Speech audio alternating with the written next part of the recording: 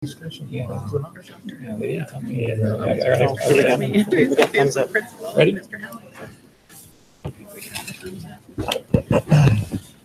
Hello, thank you for coming to our January school board meeting. I'm Brian Wirtz. Before we get started, it is our tradition to say a prayer if you care to join. Yeah. Bow your heads. Lord, we thank you for our time off to celebrate, relax, and spend time with family and friends. As we start a new year, please continue to watch over our schools, administration, teachers, staff, and students. Please guide us to make good decisions this evening. In Jesus' name we pray. Amen. All right, thank you. I will call the meeting to order, and I would like to welcome, we've got two new board members that we are excited that they are able to join us. Then we got Ryan Wagner and Becky Nelson. If you could introduce yourself, Mrs. Nelson. I'm Becky Nelson. Is that all you want to know? Sure. I'm just kidding.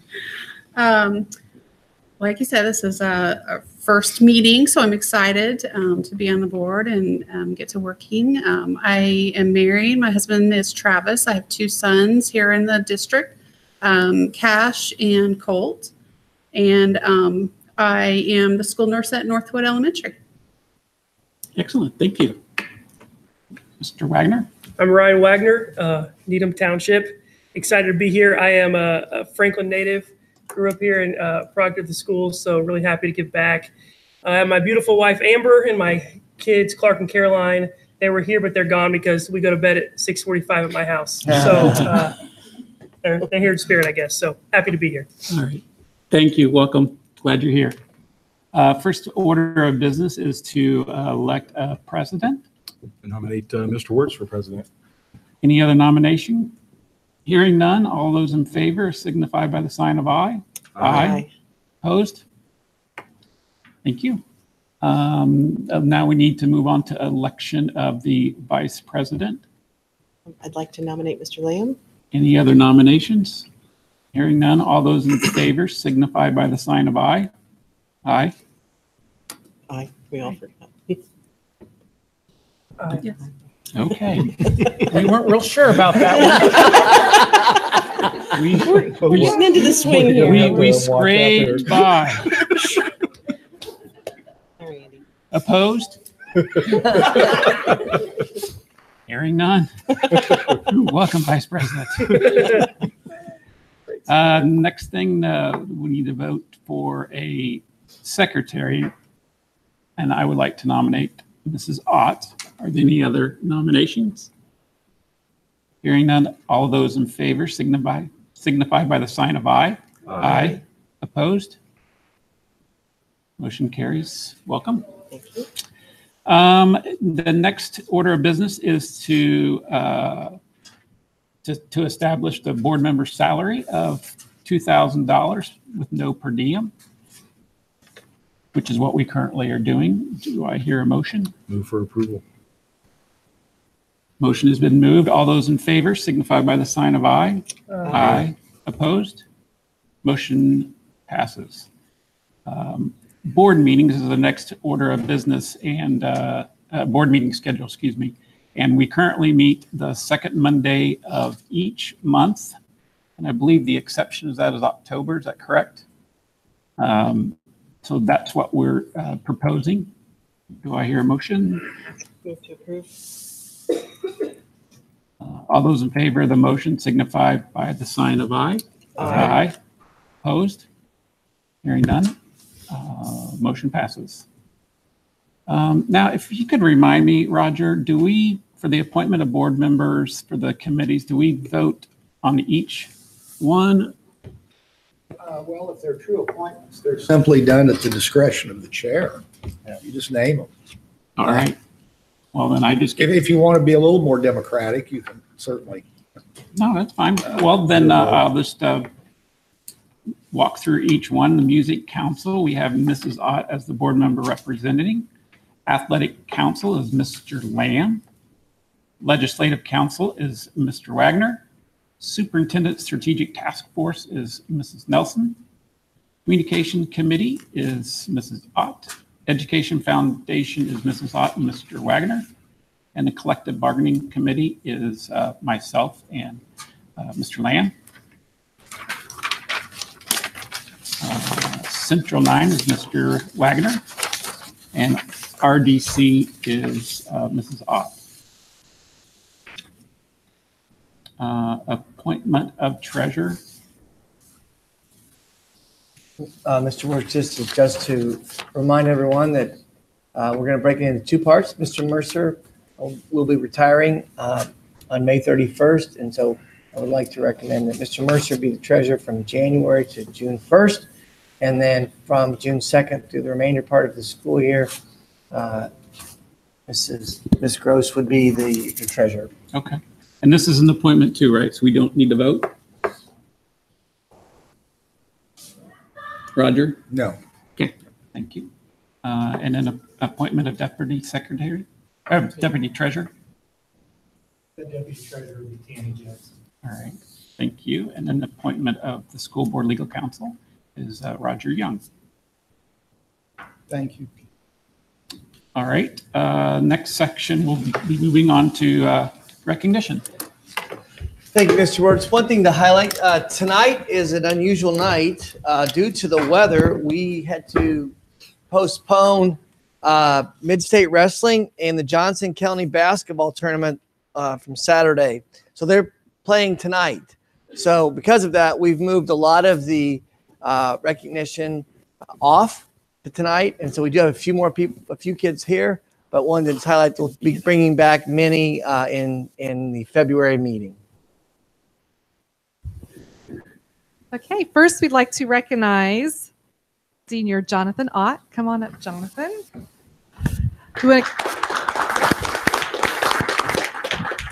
We'd like to congratulate Jonathan, who was a former Northwood Owl during my tenure there. So I'm very extra special proud of Jonathan as being named the 2019 Lilly Endowment Community Scholar recipient.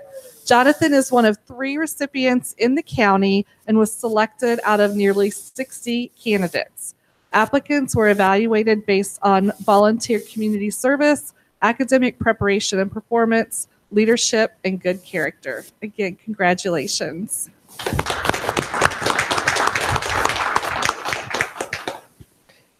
As is our tradition, Mr. Ott, you get a chance to introduce the family that's with you tonight. Talk about your future plans as well. I brought my dad, and my mom was already here. So I'm thinking about pursuing neuroengineering as a degree. IU is currently the only university in Indiana to have that, but I'm also looking at Rose-Hulman because they have a similar degree for biomedical engineering. Outstanding. Well, congratulations on an honor. I know your mom and dad are also saying yay. But if mom could come over, dad could come up, we'll take a picture, and then Mr. Words. Oh, all right. Yes. Get all of us in here. Congratulations. Thanks. Yeah.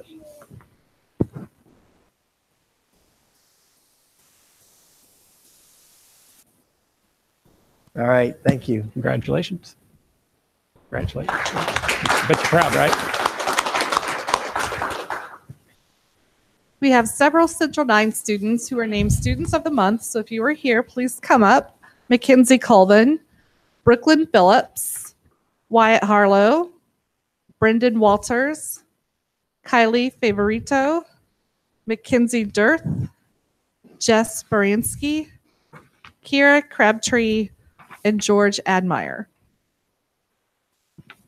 Wyatt? Was that right? Wyatt. I passed you over. All right. And yeah, all right. Same thing. We'll give you guys a chance to introduce anyone that brought you, and then talk about your program, what you're doing, and then your future plans. So I brought my mom and my dad.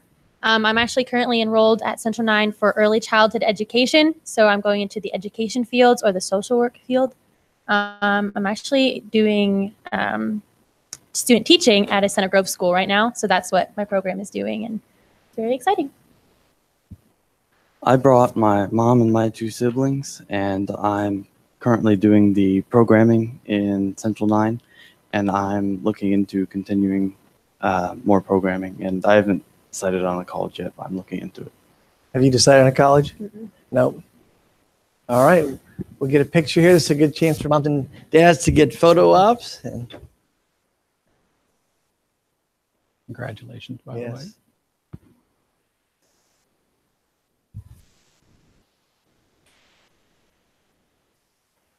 Yep, squeeze on in here.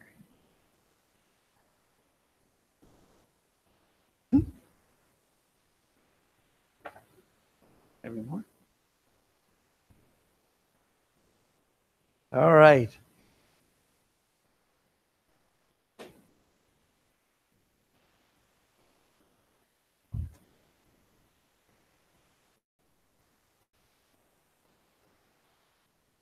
You guys have cell phones or anything you want a picture? Or do you got it already? I got it. All right. All right. Thanks, everybody. Congratulations. Is that it? Mr. Wertz, that will conclude recognition.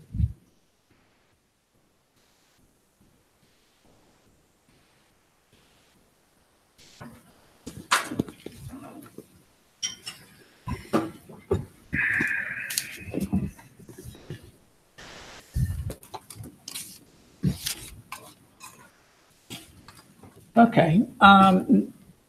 Moving on, now is a time to, we open up the floor for public comments, limited to agenda items. So if anybody has any topics that they would like to discuss. Oh, yeah, excuse me. This would be a good time to leave if you wish. But you can stay for our business. I've never seen someone get up so fast. Yes. All right, sorry. We'll go back to public comments about the agenda. If there's anyone out there that has any comments about the agenda, please step forward. All right, seeing none, we're going to move on to our council updates. Well, Music Council, we just haven't met, right, yet? Well, yeah, I have not. When is the next Music Council? Next month in February. Right before the meeting. Thank you. Athletic Council. No update this month. Legislative Council, considering you just started. Excited about it. Looking forward to it. Kind of cool. Go. And then Superintendent Strategic Task Force We'll Council. be meeting also next month in February. Okay. Superintendent Strategic Plan Projects.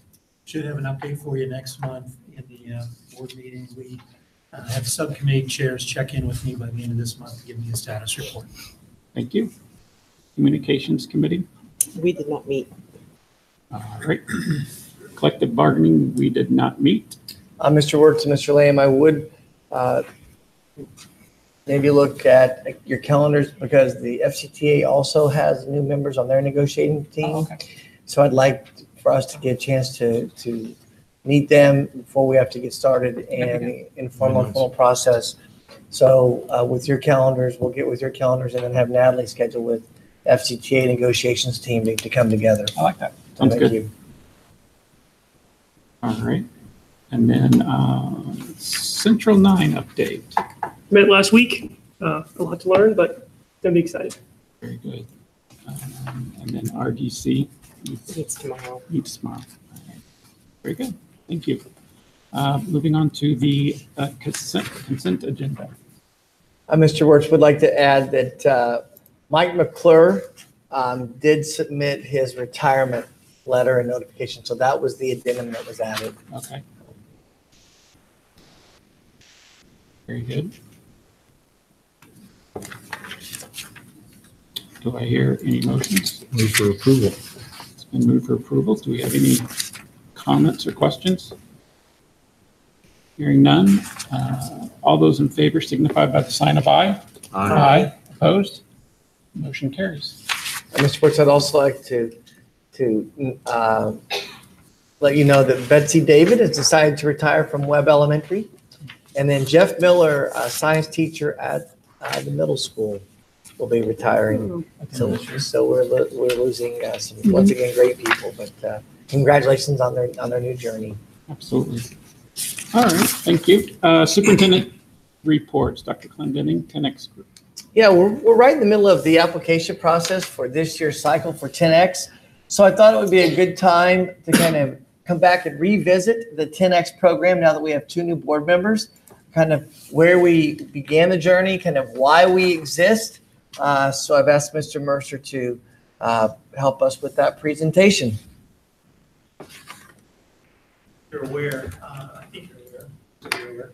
This began a couple years ago and it really spun out of JMH partnering with us and taking over our nursing services. And you know, the dollars that we kept in the budget, if the nursing services were ever to come back to us, we needed to keep that budget alive. But at the same time, if this were to be embedded in salaries or things of that nature, it's a one-time shot and then it's gone for good. So that $300,000 in part was allocated out to something that we consider to be very unique to schools really in the state of Indiana. I don't know of anybody else that does something like this. Here are some numbers that I thought you might be interested in. Thanks to Robin Betts for helping me put these together. The teacher grant began in 2016. The total number of teachers that have participated were 83, with 4 getting awards twice. So a total of 87 teachers. Total amount allocated in that period of time was a little over $261,000, which has resulted in teachers visiting 26 different states and the District of Columbia. Number of different countries visited is 7. So we literally have been all over the world with this group of teachers, and I think really to the person indicate how much they've benefited from having done that, and more importantly, how much our kids have benefited from the things that they have done. We, the following year in 17, began the classified staff 10X grants led by Robin Betts. And in that period of time, we've had 28 support staff members participate. We spent a little over $71,000. They visited 20 states in the Virgin Islands and 2 different countries. And you've seen those presentations periodically. It's really one of the highlights of a board meeting every month. And it's just been a terrific addition to what we do. In addition to that, of course, you know, the Student 10X has started this year with funding from the Brannigan Foundation via the Education Connection. This is a quote attributed to Dr. Clendenning, and you know, we get asked periodically, why would we do the 10X? I certainly want Dr. Clendenning to weigh in as well, but we recognized a few years ago that with some of the challenges that we have with circuit breaker loss and enrollment, we've grown a little over 3 students a year over the past 13 years, that there were things that we had to embed in this experience for teachers and support staff that go beyond the norm. And if you don't do that, salaries alone may not be enough to keep people interested and excited. This is really about attracting and retaining quality people here. And we believe we've been able to do that. There's an excitement this time of year with all the teachers that apply and all the support staff members that are getting ready to apply. And it is a very unique circumstance, germane only to Franklin schools. I don't know if there's anything you'd like to add, Dr. Clendenning. Well said, Mr. Mercer. I would just highlight, we encourage all of our teachers to participate. If you've signed your 4th contract with us, please consider an opportunity of enhancing professional development and bringing your classroom alive. That's really what we're about. And I would agree, you know, it's more than salaries. You know, as you know, financially, if we put this into money, like for our insurance raise this year, it was what, $263,000. It would all be gone, and not everybody, we would not really see an impact. This, we get to see an impact, and we get the impact that really the most important, that's the students in our district. So we say thank you to the teachers that do it, and thank you for the work. I would just highlight that one of the projects that Mrs. Worland worked on was actually the formation of this 10X when she was doing her work as a superintendent internship. And so she worked with Mr. Mercer and myself. So you're getting to see the fruits of your labor come to fruition. And then, so it's just an outstanding thing. So I want to thank Jeff and everyone that really put forth the energy and effort behind this. So as I'm angling out, if you got any problems, you can blame Brooke. She did do a ton of work. Thank you, Brooke, for doing that. Matt, can you help me with getting me where I need to go? Because I think I'm up next, if I'm not mistaken. You are. Yep, the corporation financial report, year end. This is always a highlight of your quarterly meeting. Yep. Or not. Actually, this is the end of the year financial report. So there's a couple things that I did want to mention to you. and especially for Mr. Wagner and Mrs. Nelson.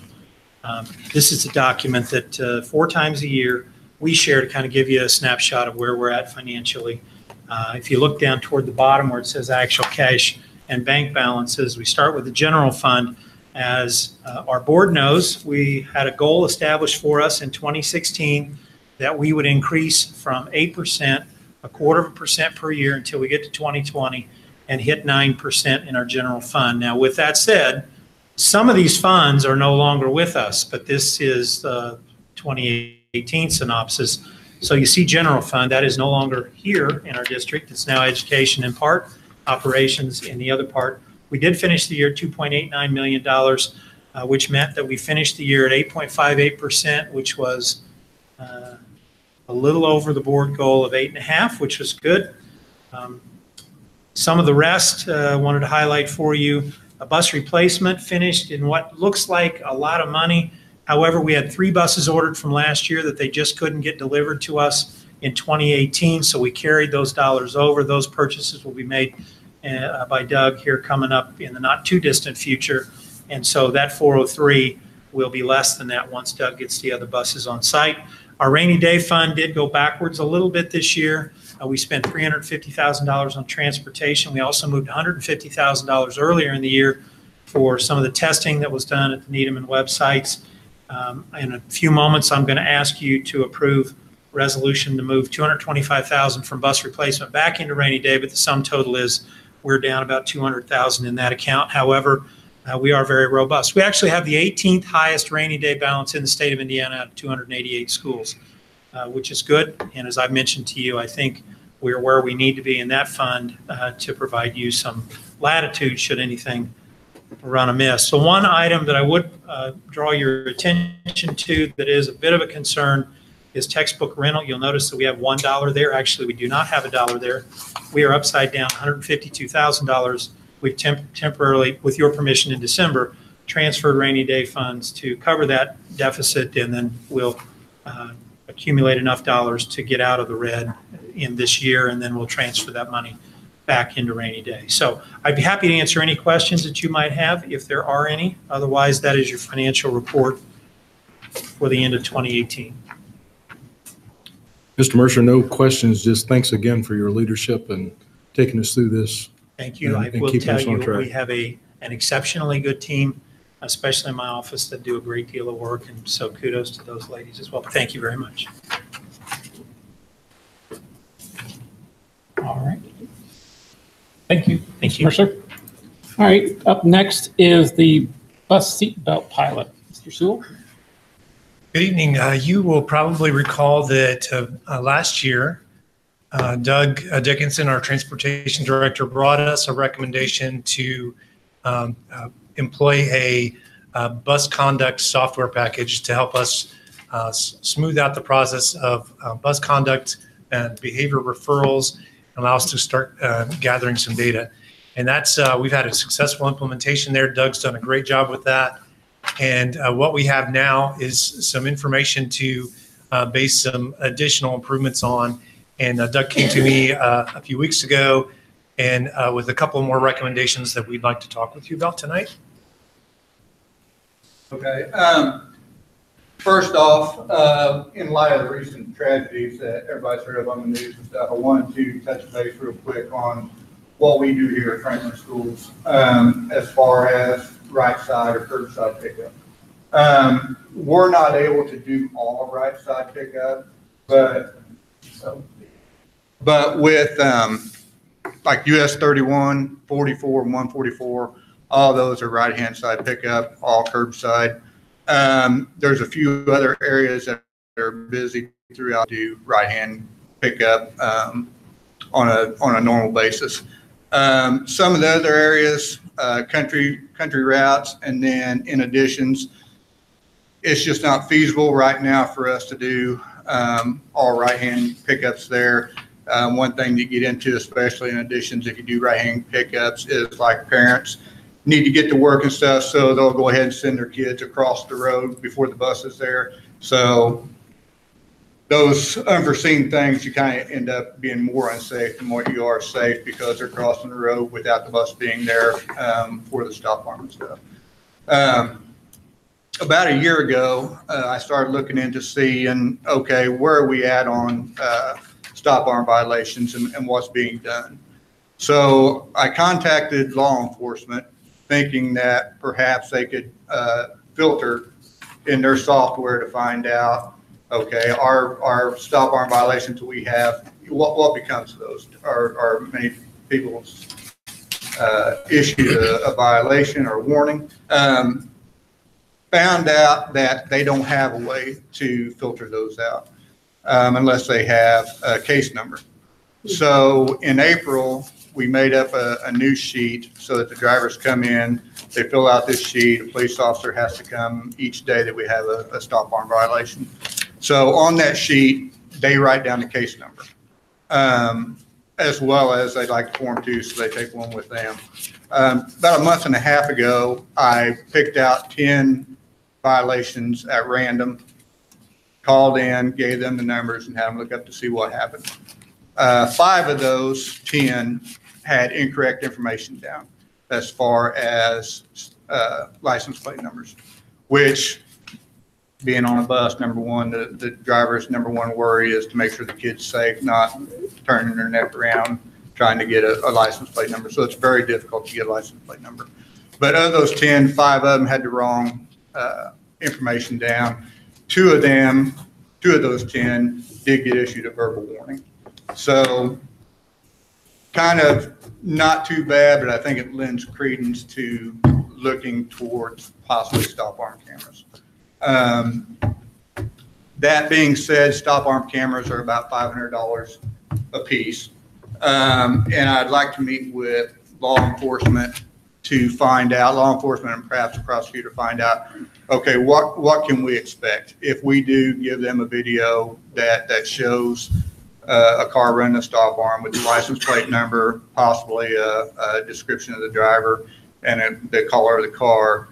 What can we expect? I mean, are we expecting everyone to get a citation, or what can we expect from that? Or what hurdles does law enforcement then face even given a video? So I don't think that we should spend $500 per camera if it's not going to curtail some of the violations. So I want to check into that more. One of our neighboring schools, he just installed one stop arm camera on one of his buses because of frustration on his side of lack of violations being issued. So I'm talking to him quite a bit to find out, you know, how's that turning out for him to get a little bit more information there. One of the other things we were looking at, I had a parent reach out about what's called an extended stop arm. And basically what it is a 6-foot aluminum stop arm bolted to our stop arm that's on the bus. When the stop arm deploys, basically it comes out into the opposing lane. There's some issues there as far as liability with that stop arm hitting a car and things like that. Plus, they haven't been approved yet for the state board school bus committee. So those things have to be approved yet. So looking more into them. One thing that is approved by the school bus committee is a second bus stop arm.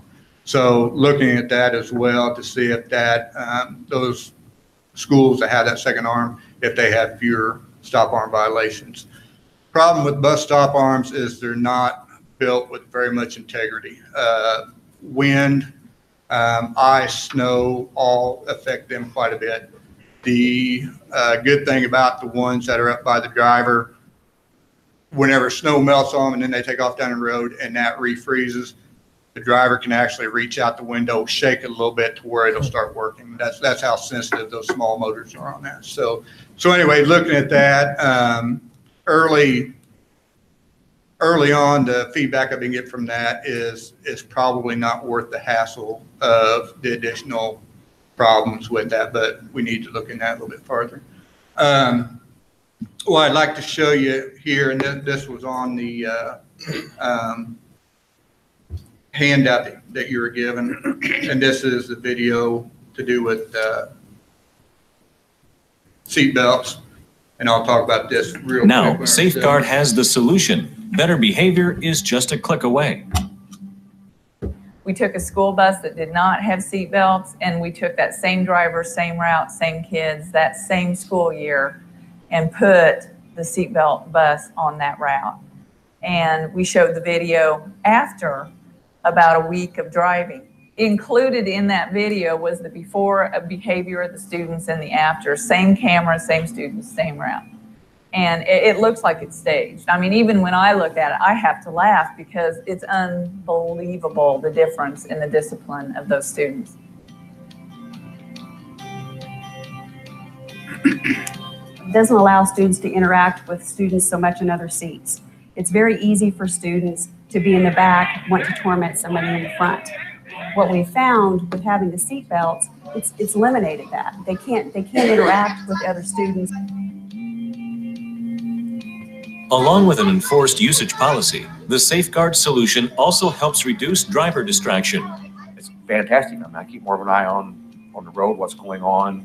You know, you still have to glance in your mirror. You know, you still have your problems, but not near the problems I had in the other buses at all. Safeguard makes it easy to transition to a better behaved and safer school bus with Exchange.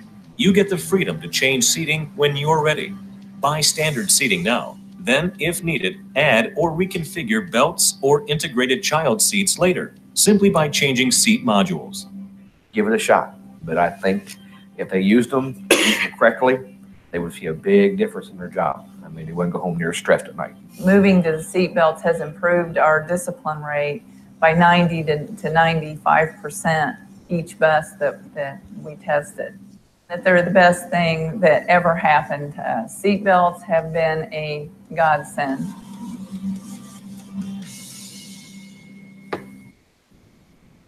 To bring that home just a little bit, Monica, that you've seen on there, she was a transportation director at Bartholomew Consolidated Schools. 2008, they implemented bus seat belts. So she was involved in that implementation down there. Now she is semi-retired and she works for IMMI, which is the seatbelt manufacturer.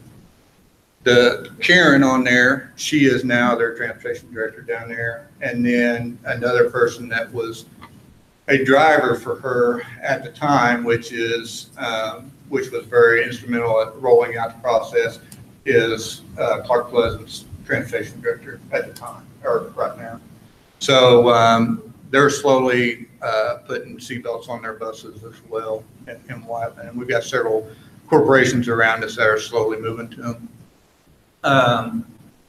So at the end of the month, I've got some new buses coming in. One of those does have lap shoulder belts on it. I'd like to put it in a strategic place, given the information that we've collected through the bus referral software. Put it in a strategic place to find out if it will help us out. Great. So, That's a good idea. Yeah, I like that.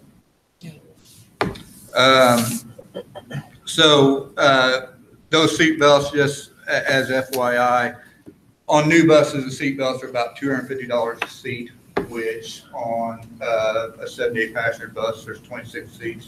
It's about $6,500 per bus.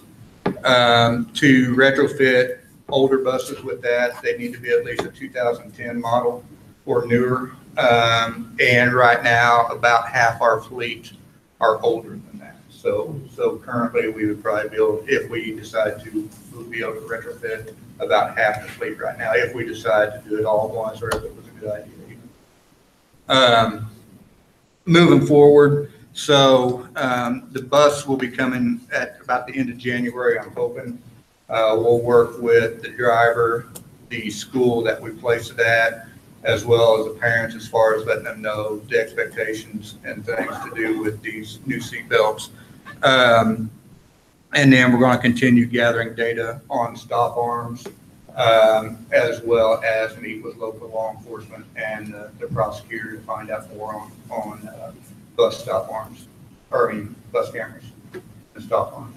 Doug, what's the cost to retrofit an existing bus? I know you said $6,500, but I think you said that was new.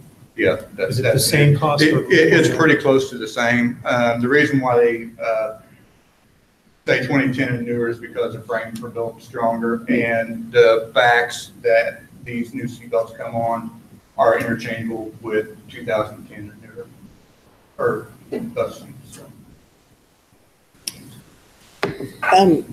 As far as, I know it's good for behavior, what about just like safety and crashes, and how easy is it for the kids, like if they would have to exit the bus quickly, what is that gonna look like?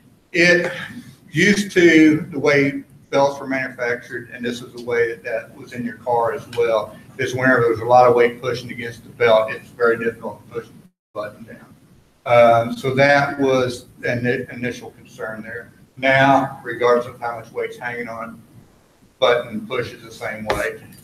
Each school bus is outfitted with at least one razor knife, so to speak. It's a safety knife. It's got to be positioned up by the driver and stuff so that your driver can cut students out of seatbelt in case it's needed. The way buses are built, they're built using a process called compartmentalization. And basically, if you think about an egg carton, that's the way the seats are. The reason why they're the safest mode of transportation for school children is that the seat backs are high enough that whenever there's a rear end collision or a front collision, kids will hit that seat, and there's additional padding and foam in there for that to happen. Now, that doesn't help out at all on side impact crashes. Side impact crashes, even though there's additional metal bracing down the side of the school bus to help that out. The big thing comes with rollovers and fires, getting the students out. And whenever you take the number of crashes there are with school buses, and which is a minute number, and the number of rollovers that you actually happen, it turns out to be a very small percentage. But it's a lot easier now for those students to get out because of that, if they're hanging in their seatbelt. Recently, there was a situation to where a driver, this has been about maybe a month and a half ago, a driver did run off the road,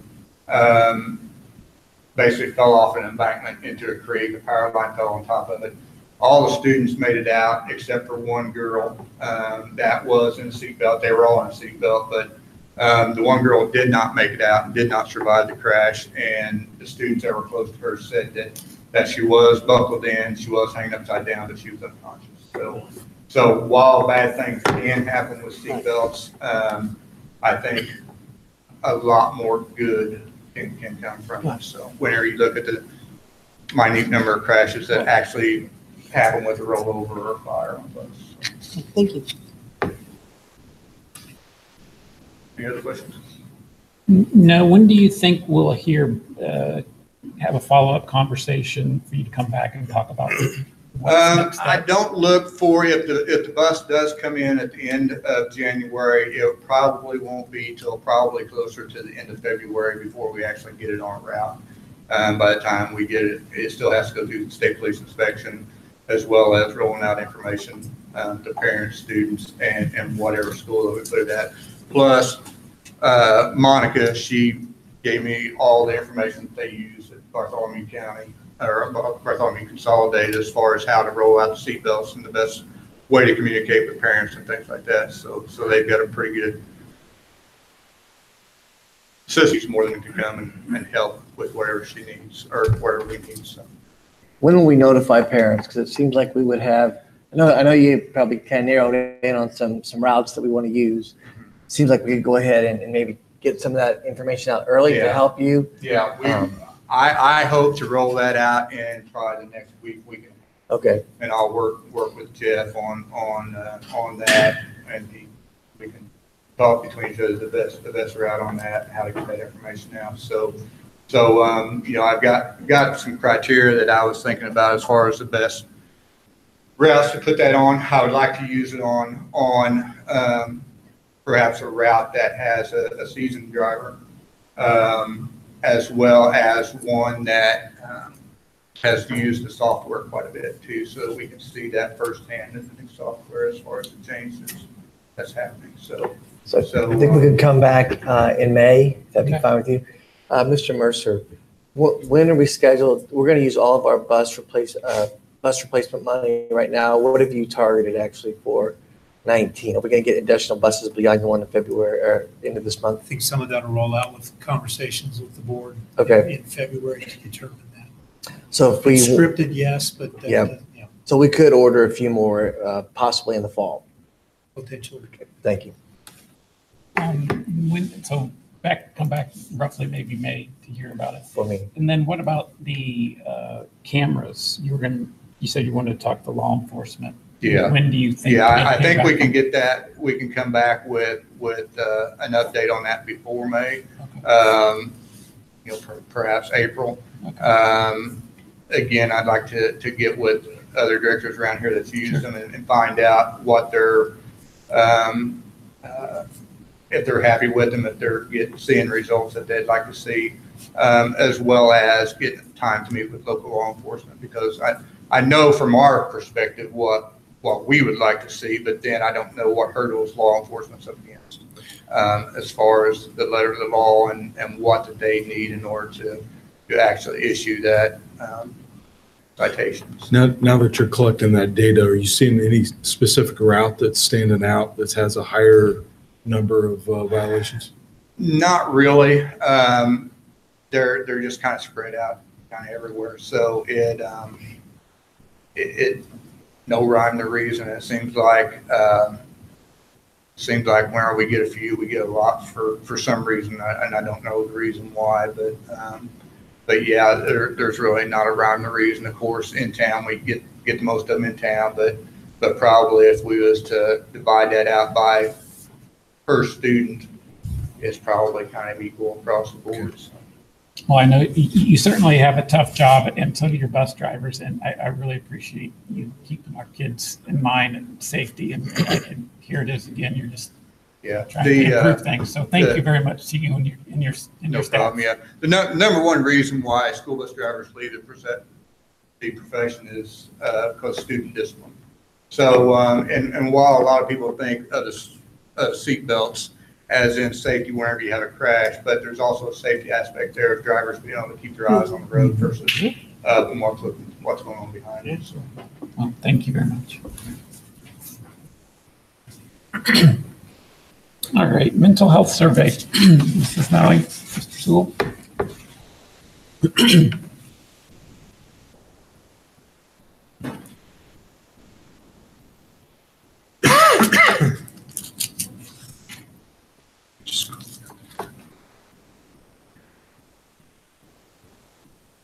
Okay, we in our kind of ongoing conversation about student safety, and one of the topics that keeps coming up in a lot of the seminars that Deb and I attend, and just in the literature as we study that issue, is the importance of mental health services in that conversation. We are very focused on the relational aspect of our interaction with students, and believe that's the best opportunity to take a proactive approach towards meeting students' emotional and mental health needs and helping to avoid safety issues. And so along those lines, Mrs. Brownelli and I convened a committee at Dr. Clendenning's request to look at our mental health services as a corporation and come up with a recommendation to the board on expanding and improving those services. So what we did is pull together a group of counselors, our adult and child partner, one of our building principals sits on the committee, and we began the process, the A3 process of developing a purpose statement, a background statement, and then really going through kind of a systematic process of what is our current condition, what services are we currently providing, what kind of numbers are we seeing in caseloads, and so on, and comparing those to recommended caseloads and identifying gaps. So we're well along in that process of developing that A3, and are here tonight to talk with you a little bit about some of the things we're finding and some of the recommendations that we're developing and plan to bring to you in more detail in a later board meeting.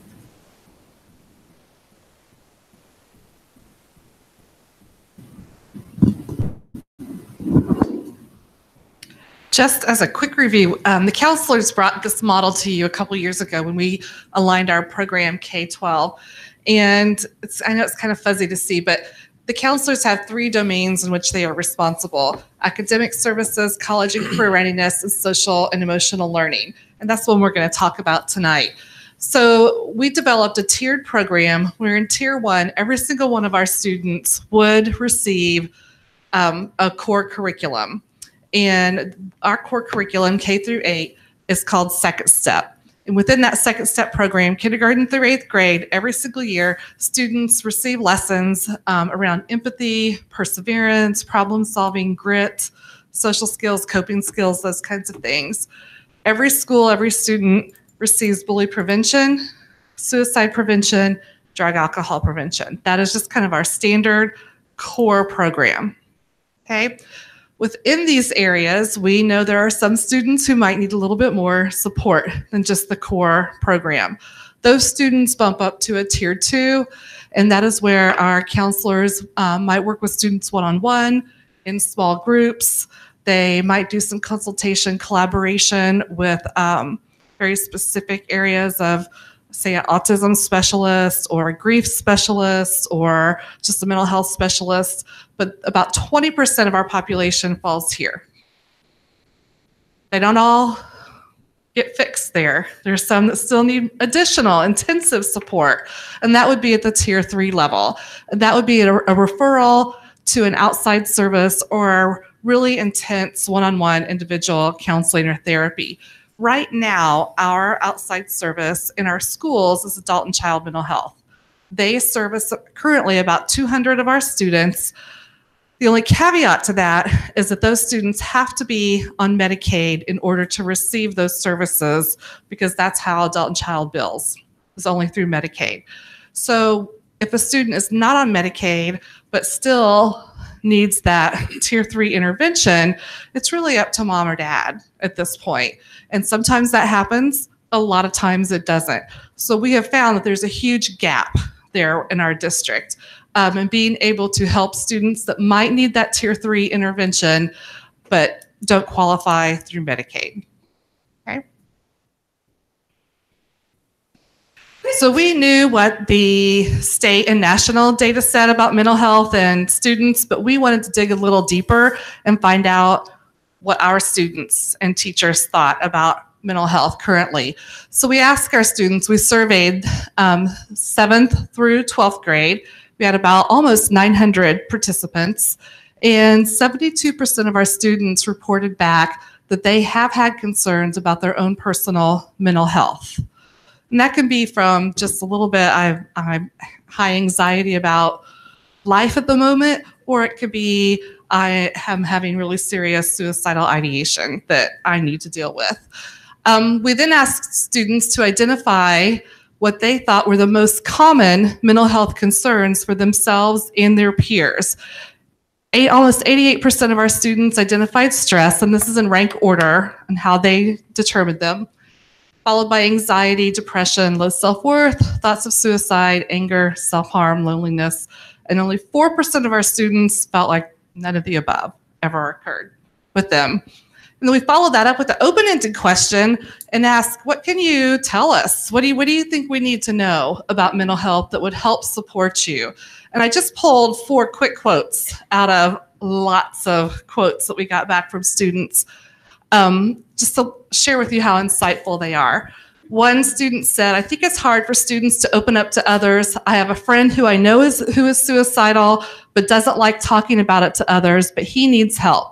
I think the problem with it is trying to get students to feel 100% comfortable to open up, going back to that relationship piece and having the resources provided to them so they can open up. Another one said, I think the conversation about mental health should be wide open. I think suicide, depression, and anxiety should be a common subject to discuss in class and to be educated on as well as supported. Jeff's going to talk a little bit about our teacher data, and to talk about this in class is a really hard thing to do as a teacher. especially if I've not had the training or the support on how to do that. Another one said, I feel like people just need to be unafraid and unashamed to express how they are feeling. I know I had a lot of guilt over my anxiety and thoughts of self-harm. And then finally, a message to the adults. Understand that it affects almost every single person in this school, whether they have mental health issues or know a friend that does. Understand the stigma surrounding it and understand that we need help from teachers. Again, our students are looking at our teachers, but we have to equip our teachers and our other adults in the building. We next ask, okay, if you're feeling a lot of stress, what are the causes? What are the causes of your stress? What are the triggers? We ask the students, and then we also ask our teachers. We ask our 7th through 12th grade teachers and also our kindergarten through 6th grade teachers, because they see it all the way down. We see mental health issues all the way down to our itty bitties at 5 and 6. So the first column, okay, these are in rank order by student. So students rank school stress as number 1. But as you move across here, you can see where our teachers ranked it. Our teachers ranked family problems as number 1. And for students, that was a 48.8. That was second, but it wasn't the number 1. Followed by fear of the future planning, poor body image, relationships with friends or boyfriend, girlfriends, social media. We had a really interesting discussion with this one at Rotary when I presented this. The students, only 25% of them said social media had anything to do with stress in their lives. But look what the adults said. 88% at the high school, 41% at the elementary. Most elementary kids don't have a whole lot of social media yet. It's K through 3 anyway. But look at this. This is a huge. We had one person say, you know what? This is low because that's all they know. They don't know life any different than without social media. And that is, if you ever want to Google social media and youth stress, you will find tons and tons of articles. So how do we help students? Social media is not going to go away. Can't control social media. So how do we help students in a healthy way navigate that so that they're not stressed out, on high anxiety, depressed, suicidal? Notice bullying for our kids was down here, and that's where a lot of people like to jump first thing. Every time a kid is stressed, every time a kid is depressed, well, they're being bullied. But that's not such the case. I mean, we have bullies. I'm not downplaying that, but it's not, according to our students, one of the top stressors for kids.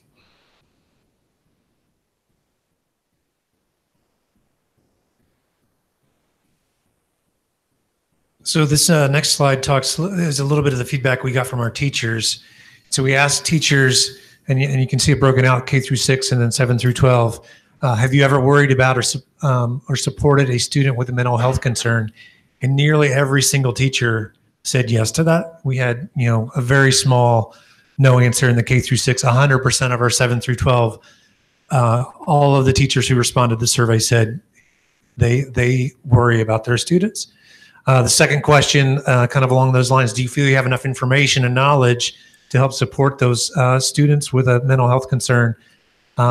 Again, the majority of them said no, about 80% in K through 6 and about 65% in 7 through 12. So there's certainly a recognition among our teaching staff of this issue and the need for more information and support in this arena. So we are still kind of developing the details of some recommendations, but we seem to be, as we looked at the gaps and tried to translate those into steps of action and steps of improvement, these are the 3 main areas that have risen to the top, and we'll bring those back to you. Let me make those bigger, see if we can make that easier to read.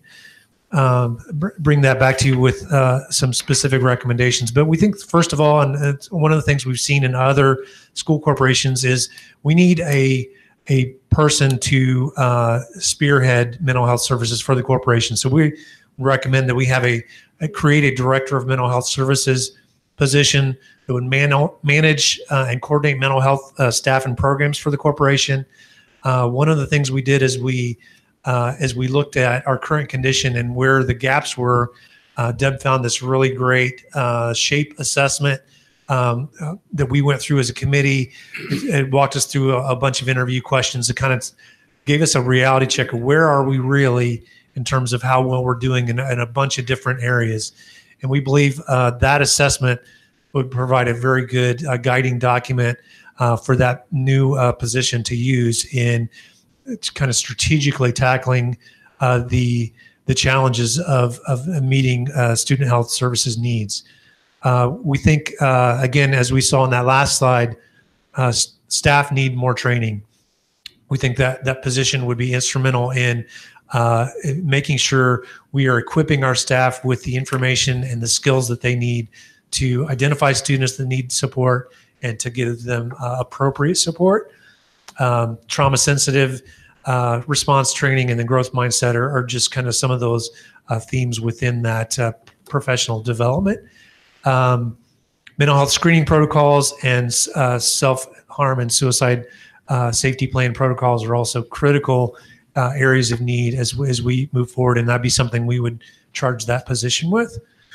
As Deb mentioned, we see a big gap in our ability to provide especially those tier 3 level supports for students because we don't have we have families that don't have Medicaid and maybe not the means.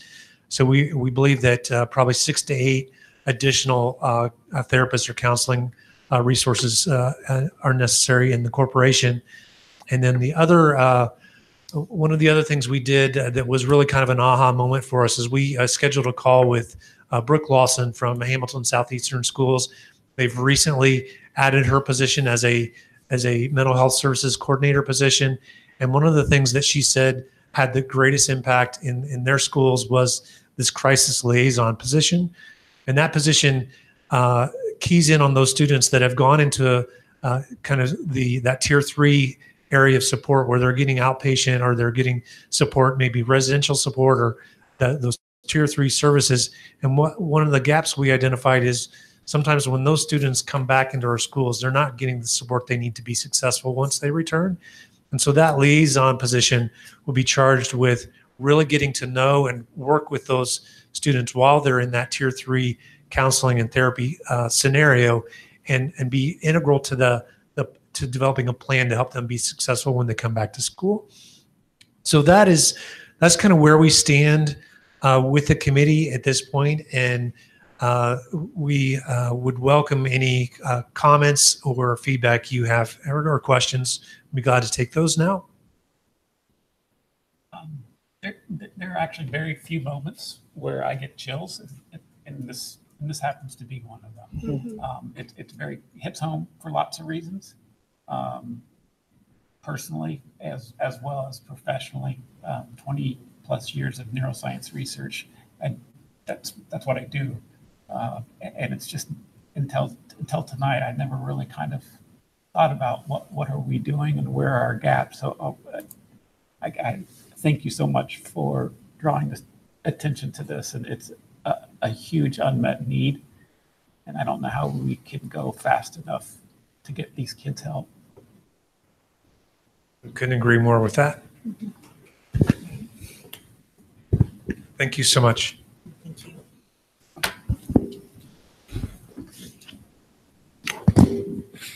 Thank you. Okay, moving on to action items. We've got a number of policies. Last month we did the first read. This month we will be taking action. Any comments, Dr. Clendenning? Just a highlight to Mrs. Nelson and Mr. Wagner. Mr. Wagner, this is one of the things that we'll be doing on our policy procedures. We meet with Neola, and then you come in and sit with us and then passes Mr. Wertz. And then when we do first readings, they kind of look to you to make sure that the stamp of approval. So we've already done this for this batch. but I wanted to let everybody know the kind of process that we participated with. Additionally, Dr. Halleck is helping us out at CBIS, but Dr. Halleck is also our Neola rep. So Neola is the group that we use to partner with that creates the policy structure, so we don't have to start from scratch. So he will be the one that will help kind of shepherd from the business side of that. With that being said, I would ask the board at this time to accept the policies 1 through 16 with regard to the written word, and we would then submit them to Neola to get uploaded. I'll move for approval. All right, there's been a motion. Are there any comments or questions? Hearing none, all those in favor signify by the sign of aye. Aye. Opposed? Motion passes. Thank you. Intra-district transfers, Mr. Mercer. Each year, at the end of the year, we are required in the business office to take the literally thousands of accounts that we have and make sure that there is at least a positive balance, not a negative balance in that account. And so we do that naturally. I am requesting your permission tonight and approval of the intra-district transfers that we have made coming out of 2018. Move for approval. Motion. Are there any questions or comments? Hearing none, all those in favor signify by the sign of aye. Aye. Opposed? Motion passes. Thank you. Mr. Mercer, resolution to transfer rainy day funds. I'm asking your approval of this resolution that's attached to your board docket to move $225,000 from the bus replacement fund at the end of 2018 into our rainy day fund to offset those expenditures that I outlined earlier this evening. So I am requesting your approval of that tonight as well. Move for approval. All right. It's been moved for approval. Are there any questions, comments? Hearing none, all those in favor of the motion signify by the sign of aye. Aye. Aye. Opposed? Motion passes. Thank you. Thank you. Okay, moving on to discussion items. Mr. Sewell, Anonymous Tips Service Contract.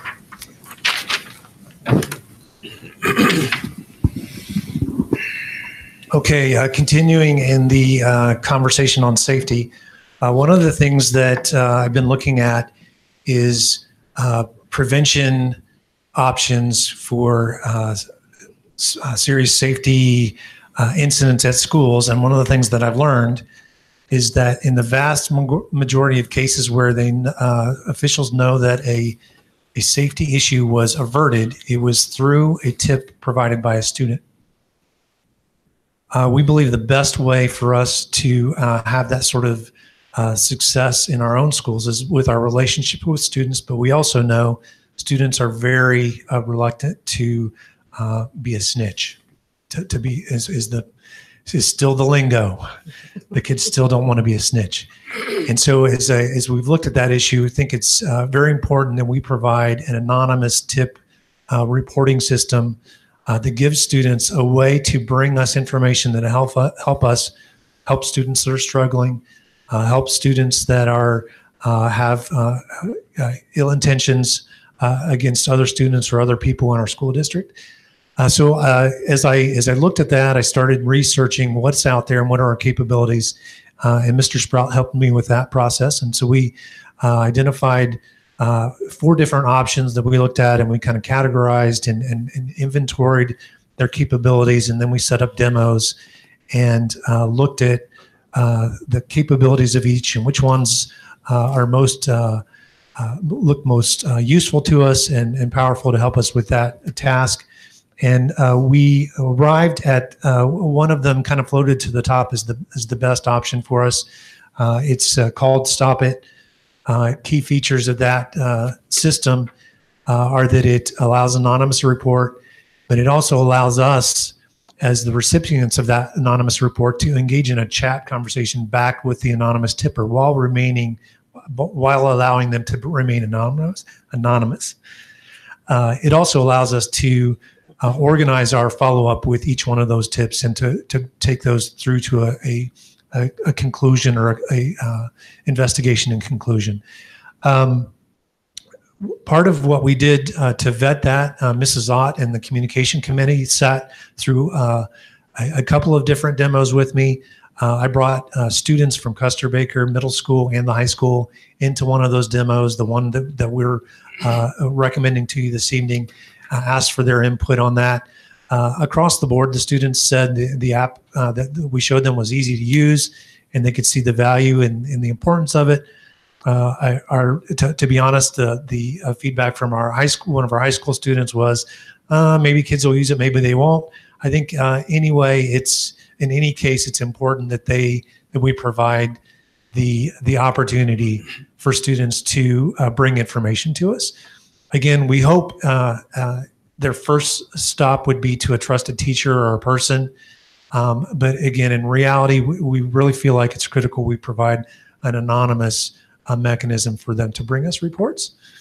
Another key feature of this product that we're looking at is a 24/7 monitoring capability. I'm exploring two options for that. We can hire a third-party company to do that for us. The other way that gets done is working through the local dispatch center. And either way, we're going to certainly make sure that this resource is tied in closely with our emergency responders, and I'm working very closely with them on that. We had Chief Cochran and deputy and one of his deputies into one of the demos, and they are very supportive of this approach and recognize the need for it as well. So what I've put in the agenda is the subscriber agreement, which we asked Mr. Young to review for us, and he's given us the okay for that. Mr. Sprout has helped me with some of the technology questions and concerns with data security and those kind of things, and I think we're in a good place with that. And they have provided me with a quote, which amounts to $1 per student per year. We rounded our pre-K through 12 enrollment up to $52.50 to arrive at that quote. And so I welcome your comments and questions about that, but it's my recommendation that this is a capability that we add to our corporation. How will the students access this?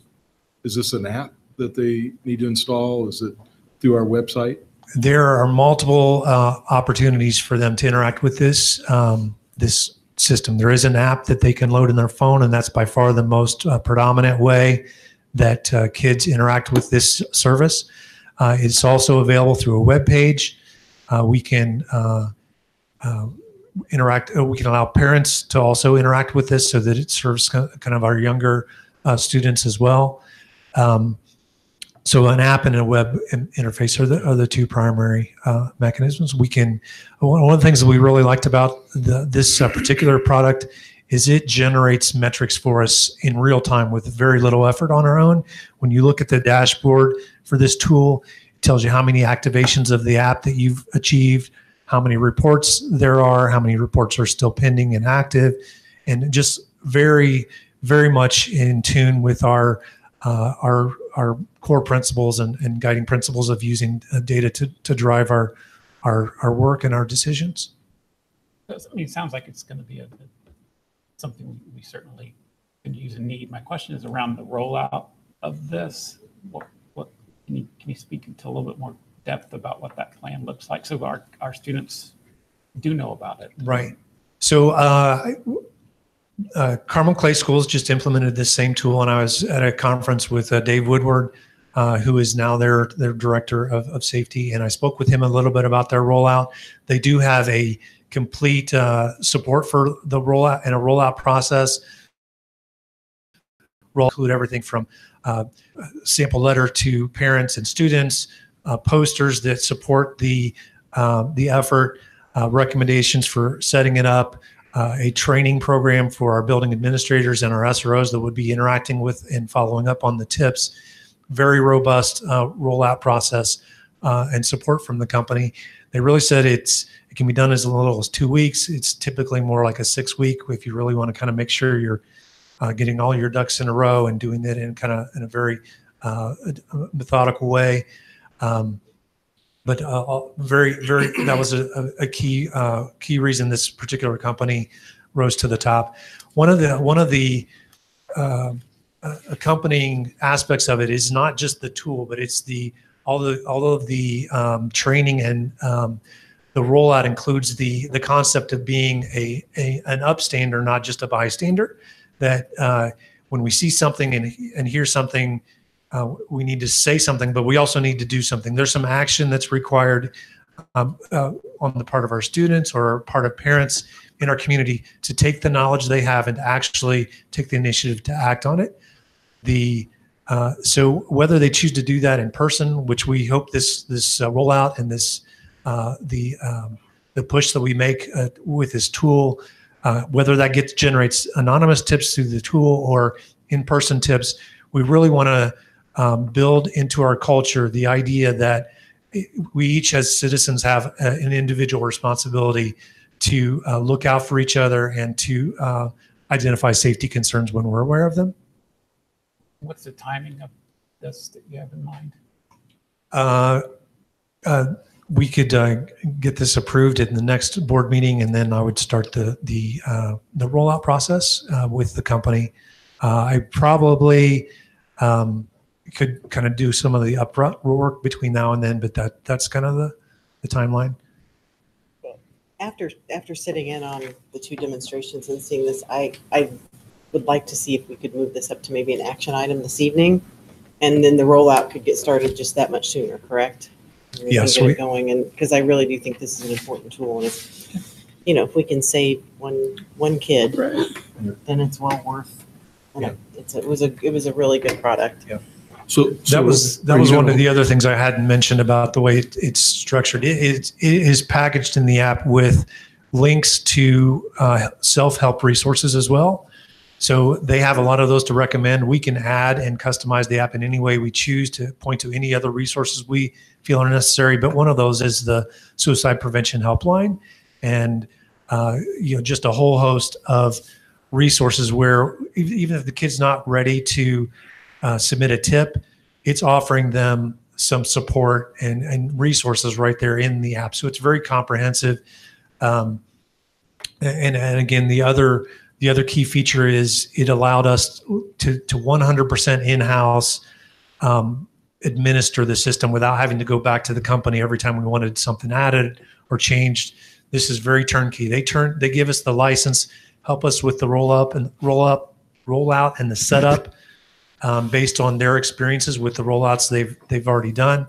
But once we're to that point, we want to add a new question or take a question away, collect a new piece of information and the tips that we receive. That's a very simple process. And again, the metrics just kind of automatically populate in the system as we receive tips and go. I have a question. Yes, ma'am. So with it being anonymous, is there any problem with people like false reporting things? Yes, there absolutely is. Yeah. So one of the things we're going in with our eyes wide open. Dave Woodward from Carmel Clay said the first 3 weeks were pretty horrible, to be honest, as the kids were kind of testing the system. Is it really anonymous? What's going to happen when I'm out of control or not doing the right thing? And he said, but it settles down after that, and you get into the groove where you're going to expect about 5 to 7 tips a month is what they see, and that jives with what the company told us is their experience. They have metrics across every school they've ever implemented, and that's their experience. So first 3 weeks is a little bit of some growing pains, and then you get into the value is there in those is 5 to 7 tips that you would expect a month. That's a great question. It's something we're going to have to, and that's part of the rollout plan, is to get our folks in the back here who are going to have the headache for the first 3 weeks with me. We're going to have to push through that. So, and this will replace the anonymous tip hotline that we already have. Right now, as you know, by law, we have to have something. This will replace that. We'll no longer have the Google Sheets that we presently use, and we'll refer to the Stop It as it begins to roll out. So when those reports come in, is it the folks in the back of the room that get it first, or who's on the the tree. We completely get to define that. And so, Okay. so the very first step is a set of conversations with the building administrators and deciding what does that workflow look like? Who receives the tips and when and how? All of that is completely customizable. They have some recommendations for us, a good recommended starting point, what most corporations end up doing, but we can completely make those choices.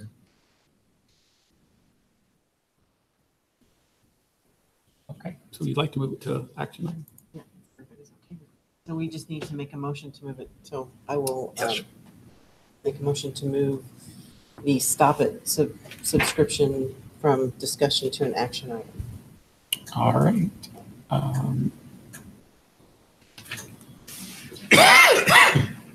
Are there any, is that all we do is just? Well, you need to vote on the motion. Okay. All right, so all those in favor of the motion moving the Stop It from a discussion to an action item, all those in favor signify by the sign of aye. Aye. Aye. Opposed? Motion carries. All right, now it's an action item. Move for approval. Move for approval. Is there any questions, comments? Hearing none, all those in favor signify by the sign of aye. Aye. Opposed? Motion passes. Thank you. Yay. All right. Mr. Wertz, we will also bring this back at the end of the school year to let you know how the first 3 months have gone, just to continue with the data side as well. Yeah, be interested to hear. Okay, moving on to course description changes for 2019-2020, Mr. Ahouse.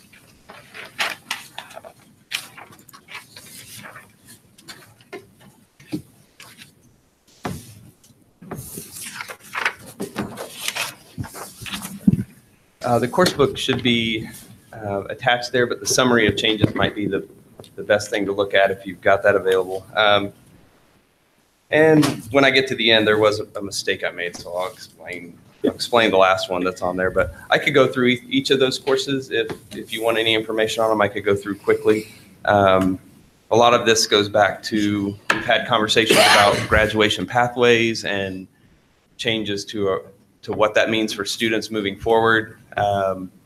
Graduation pathways doesn't come in mandated until 2023, but we are already in the process of planning. We can't create a course book that just looks at what's going to happen next year. It has to look at 2 years, 3 years, 4 years down the road. So many of the changes, not all of them, some of them are just things that we've noticed in the building we feel like need to be changed, but or will help our students. And some of them really are a part of a plan for what things are going to look like down the road. So the first one there, Computer Science Essentials Project Lead the Way.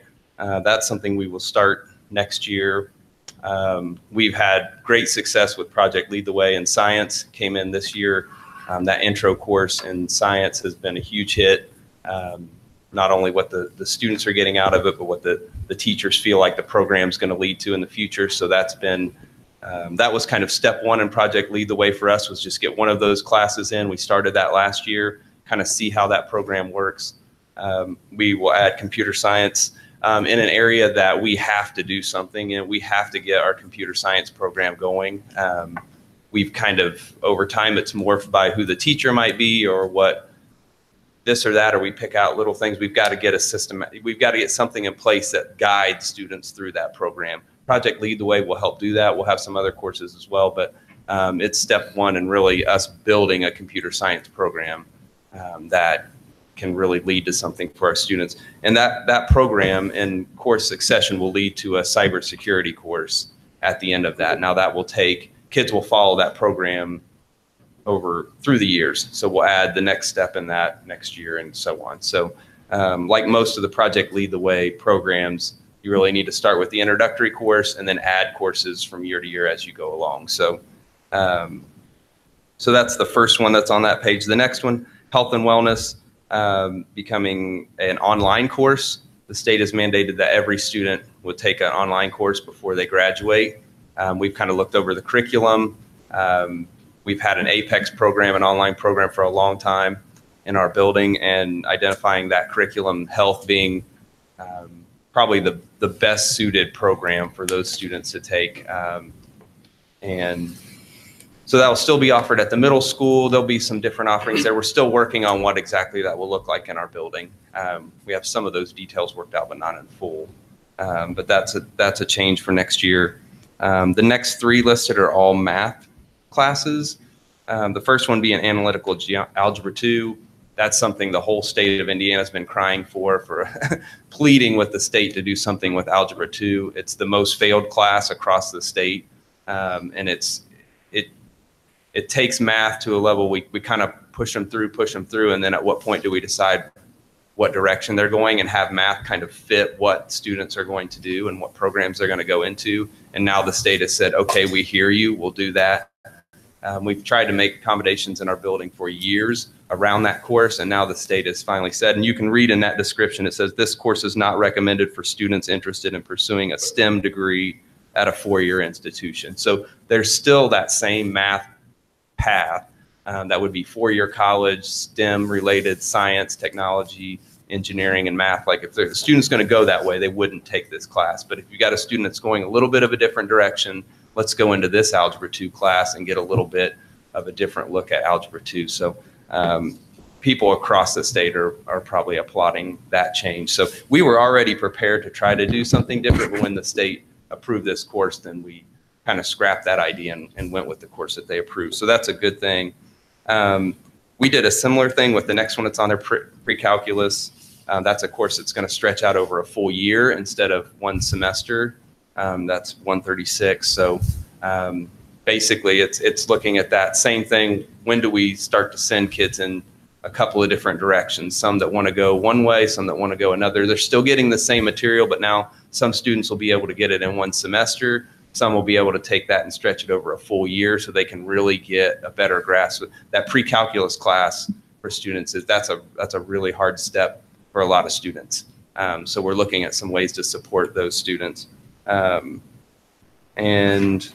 then if you flip that over, Math 10 is also another option. That's kind of a support class that we're looking at adding to help some students on some foundational math skills. We've done similar things in the past, but now that course through the state is called Math 10, so that it's a new course, so that's why it's in the offerings.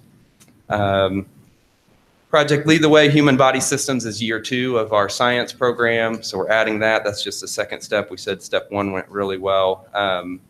Pre-AP World History, that is just like it sounds, it's a pre-AP class. We talked about how can we get some of our students jump into the AP world and maybe aren't as prepared to hit some of those AP courses as we hope. They've been good students, they've done well, but still that jump to AP can be pretty challenging for a lot of kids.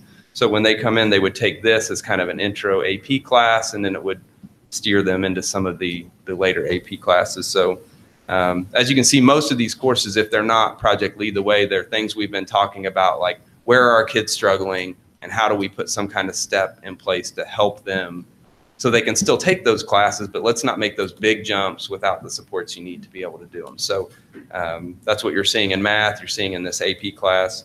And then my error in this is the last one. We're adding Project Lead the Way in engineering as well, but that description is the year 2 course and not the year 1 course. So I messed that up. If you look under recommended prerequisites, it says Introduction to Engineering Design. That's actually the year 1 course. That's what we're putting in 1920. And you can see out the side, it says coming in 2021. I copied and pasted the wrong one. So, so that's not the actual course. That will come next year, year 2, as we do the same thing in engineering that we're trying to do in computer science, which is get a really firm grasp on where these students are going to go so that we have a good computer science program for kids to go through. We have a good engineering program for kids to go through. And we're going to build that up. So it's a priority right now in our building. So are there any questions? Nice to go last and everybody's ready to go home. I would just like to highlight that Mr. A. House and his team have done an extensive amount of work along with Mrs. Brown Nally to kind of create the pathway world that we're moving into. So I just want to just give a compliment and a shout out to his team. They're very good thinkers as we try to help support kids in the future. Well done. All right. Thank you, Mr. A. House. Board administrative comments, Dr. Kennedy. Yes, I just have just a couple highlights. One, e-learning days. We're doing really well right now with the weather because the weekend is when it hit. And but we are having e-learning days. And as we've said before, we'll have 4 of those before we would have an actual makeup day. Hopefully we won't have that, but we have prepped and planned and prepared so everybody's aware of it. We continue to send out communication, which is part of our communication strategy to highlight. We wanted to just make sure everybody's aware of that. And that's all I have on welcome to the 2 newest board members. We do have a book study also that will be coming to you. Mrs. Ott told me she would help last fall to help with that, just to kind of get you a sharing of what goes on. And then at the retreat, we'll also have another aspect of the onboarding. So welcome. All right, calendar. No school Monday due to Martin Luther King Day.